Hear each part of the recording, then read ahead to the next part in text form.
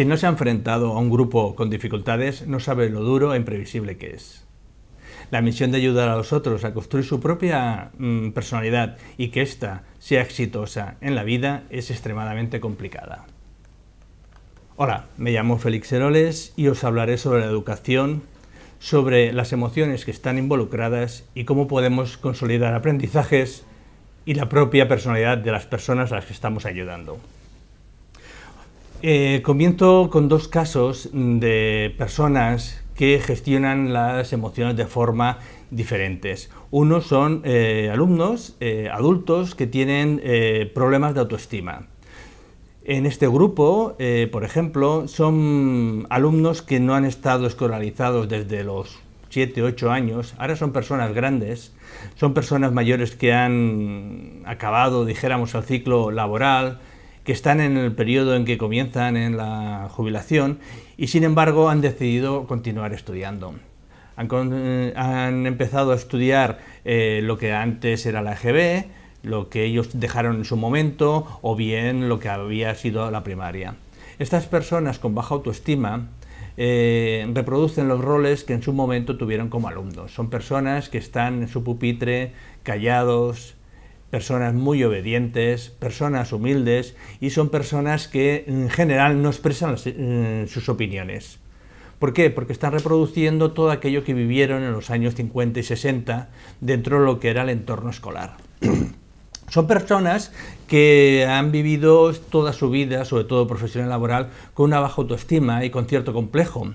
Han inhibido su conducta y la han inhibido su conducta porque les enseñaron a que la tenían que inhibir. Nadie les potenció su propia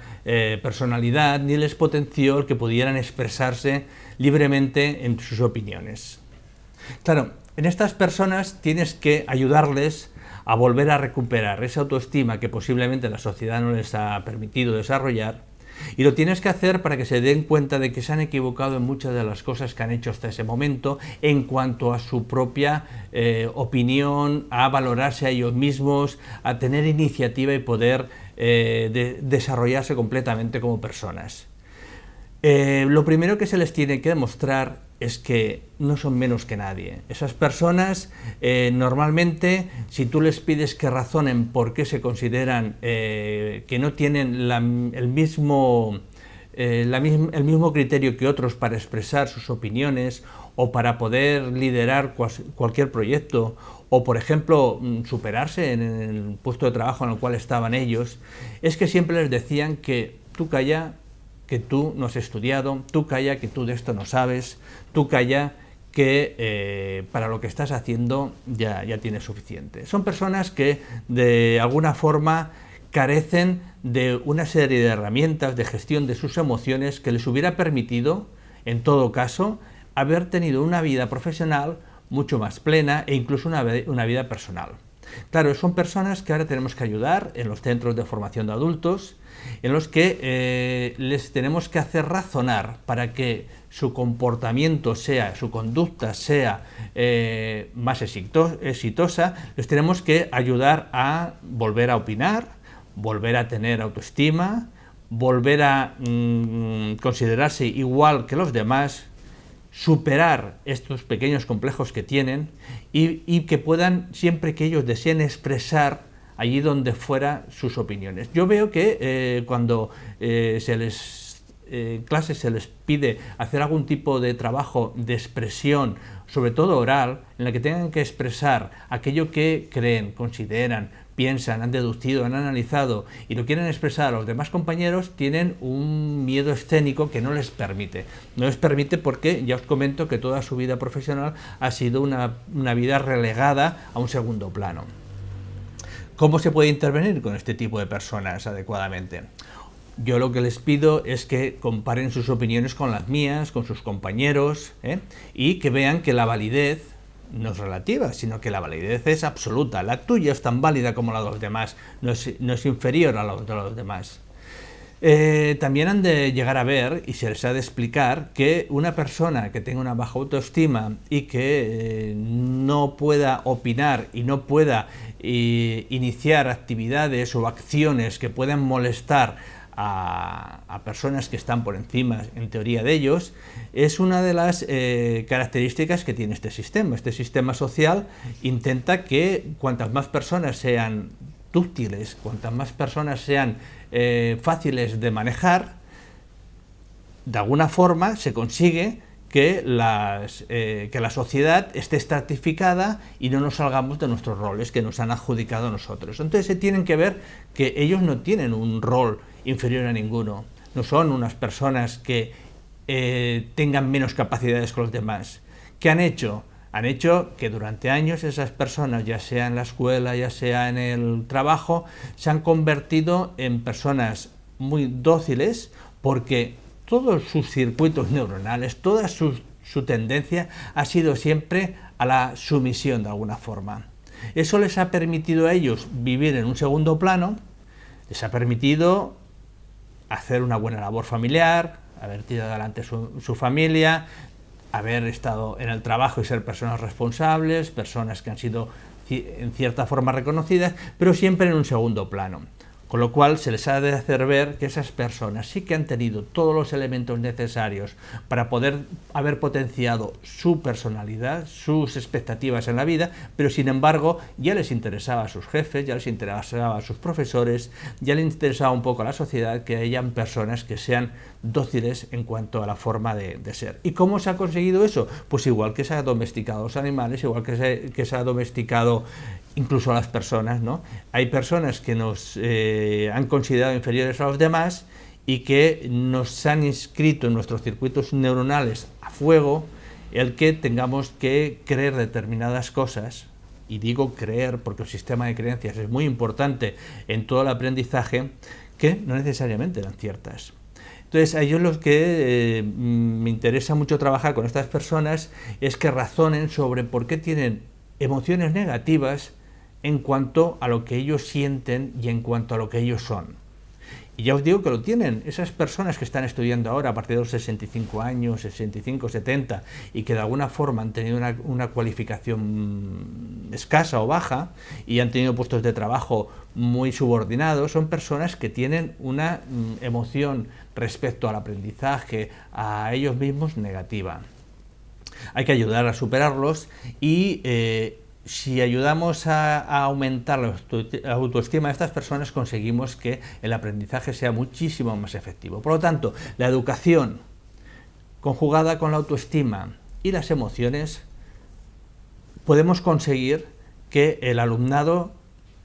pueda llegar a unas metas que en principio ellos creían que no podían llegar. He visto casos, y ahora vamos a ver, en el que ocurre todo lo contrario. Por ejemplo, grupo de alumnos brillantes, grupos de alumnos que son líderes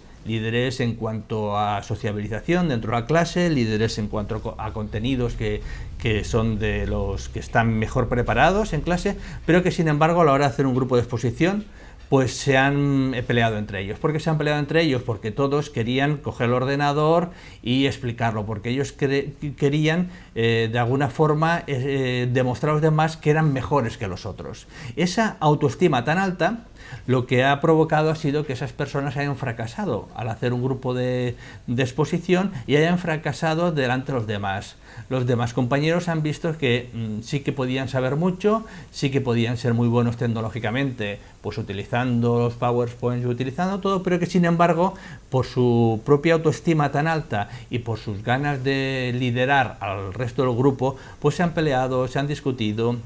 y no ha funcionado. En este caso yo, por ejemplo, les dejé que pasara toda la sesión, dejé que se viera y que fuera evidente que habían fracasado, que los demás estaban aburriendo con la exposición que estaban haciendo y con sus peleas, y que ellos sintieran la frustración. Al sentir la frustración, en este momento ellos tienen un sentimiento, una sensación, unas emociones negativas sobre algo que pensaba que iban a triunfar sobre los demás. En ese caso, me permitió a mí explicarle delante de los demás a ese grupo por qué habían fracasado, cuáles eran los problemas que habían tenido, y ellos analizar esas sensaciones y emociones negativas, lo cual les permitió después volver a generar otro grupo de trabajo con los mismos componentes y realizando la misma exposición, pero desde parámetros totalmente diferentes, parámetros no de liderazgo, y competición, sino por colaboración entre iguales. De esta forma ellos aprendieron, a partir de una emoción negativa, aprendieron cómo poder colaborar entre ellos. También podemos hablar de personas o alumnos que tienen algún espectro autista y que, por ejemplo, en Asperger, pues alguna persona que ante la relación social con los demás se ven invadidos por las personas, porque para ellos los Asperger y en general todos los espectros autistas,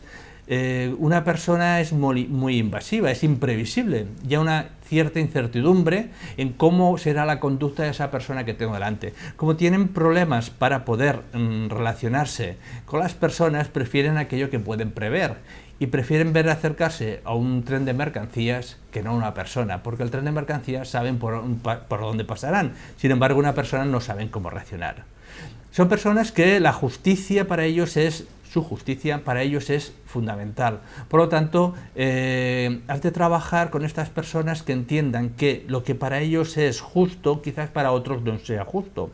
Y la mejor forma es razonando con ellos. Al razonar con ellos, lo que intentas es parar su razonamiento absolutamente racional y frío sobre las relaciones humanas e intentar introducir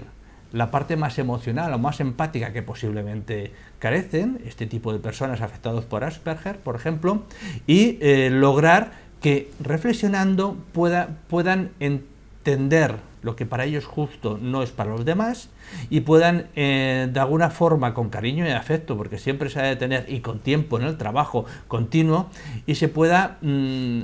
relacionar de forma más correcta con los demás. Son casos en los que tenemos que dedicar tiempo, pero aquí la parte más fría del cerebro, más racional, con la parte más emotiva y afectiva, combinándolo se puede hacer un buen trabajo. Por ejemplo, niños con dislexia e hiperactividad en clase son personas que su cerebro es incapaz de focalizar la atención sobre los contenidos que se están trabajando en clase, sobre el trabajo colaborativo que puedan hacer en el grupo de compañeros en los que están,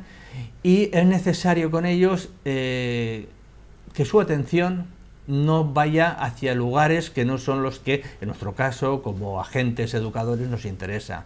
Por ejemplo, he comprobado que lo que funciona bastante bien en personas con dislexia o con personas con hiperactividad es que utilizando los ordenadores, un portátil, y dándole protagonismo a esa persona para que pueda utilizar el ordenador, para que pueda desarrollar los trabajos en el ordenador, le permite focalizarse y le permite que su cerebro atienda aquello que le interese, por lo que tiene curiosidad, que es el ordenador, y le permite desarrollar allá los contenidos. Esto, de alguna forma, lo que permite es que aquellas personas que tienen unas carencias, pues por atención, sean mucho más atentas a los objetivos que el profesor en ese momento tiene marcados para poder conseguir que el alumno alcance, pues mediante las herramientas tipo informática, o por ejemplo otras personas prefieren pintar, otras personas prefieren hacer algún otro tipo de actividad, pero siempre intentando incidir sobre su atención. Casos también, por ejemplo, pues de una niña que tiene problemas a la hora de la velocidad de intercambio de información en el cerebro. Son personas, como el caso en el que yo estoy pensando, son personas en las que lo que es la sustancia blanca del cerebro, que sería el 80% de todo nuestro cerebro, tiene mal pavimentado, dijéramos, las vías de comunicación entre las diferentes partes del córtex cerebral. Estas dificultades a la hora de procesar con suficiente rapidez la información no les permiten seguir las clases y los contenidos de igual forma que el resto de compañeros, pero ellos tienen que continuar aprendiendo y los tenemos que ayudar. Bien, he podido comprobar que encontrando centros de interés para ellos importantes, como puede ser, porque son personas que posiblemente se vean afectados por el entorno social de la clase, que pueden ser personas objetos de bullying, ¿no? Pues pueden ser personas que si les permites trabajar esos temas que les interesa, como podría ser el bullying en el caso de esta chica, o por ejemplo dándoles algunos roles diferentes en clase, como por ejemplo ser la consejera, que lo hice en este caso, potencia muchísimo más el aprendizaje en esta persona porque se siente reconocida, porque su autoestima sube muchísimo más respecto a lo que tenía anteriormente. Esa autoestima le ayuda después a desarrollar el trabajo no solamente en clase, sino fuera de clase. Se va esforzando, ve el éxito, es reconocida por los demás y esa persona está creando nuevos circuitos neuronales en los cuales el aprendizaje para ella es mucho más fácil que anteriormente. Por tanto, lo que quería de alguna forma explicar en esta pequeña píldora de ahora es que la atención de las personas requiere de una autoestima suficiente, la motivación de las personas requiere de una autoestima suficiente. La autoestima es fundamental para poder imprimir en nuestros procesos neuronales, en nuestros procesos mentales, un aprendizaje que luego sea fácilmente evocable por ellos, que sea fácilmente recordable por ellos. Bien, hasta aquí esta primera parte, luego continuamos.